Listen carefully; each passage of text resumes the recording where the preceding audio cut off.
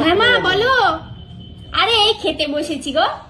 কি রান্না করেছি? ও মা বলো না, আজকে অনেক কিছু রান্না করেছি। ইলিশ মাছ রান্না করেছি, পাবদা মাছ রান্না করেছি। তোমার জামাই আজকে অনেক কিছু বাজার করেছিল, কত কি রান্না করেছি। আচ্ছা ঠিক আছে, তুমি এখন রাখো, আমি খেয়ে নিই, খুব খিদে পেয়েছে। হ্যাঁ কি দরকার ছিল মিথ্যে কথাটা বলার? খাচ্ছি তো শাক ভাত।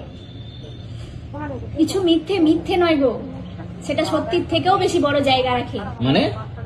দেখো, আজকে যদি আমি মাকে সত্যি কথাটা বলতাম যে আমি শাক ভাত খাচ্ছি, তাহলে কি আমার মায়ের মনটা ঠিক থাকতো? আমার মা রাত্রে ভালো করে ঘুমাতে পারতো? আর মা তো এটাও ভাবতে পারতো যে আমি আমার মেয়েকে ভালো ছেলের হাতে বিয়ে দিতে পারিনি, তাই না? তাহলে আমার মায়ের ভালো থাকার জন্য যদি আমাকে মিথ্যে কথা বলতে হয়, তাহলে আমি মিথ্যে কথা বলতে রাজি আছি। আর মন্দিরের প্রসাদ, সে শসার টুকরো হোক বা মিষ্টি, সেটা দুটোরই স্বাদ সমান। আমি আমার স্বামীর ঘরে শাক ভাত খাচ্ছি না মাছ ভাত খাচ্ছি, সেটা বড় মানে হয় না।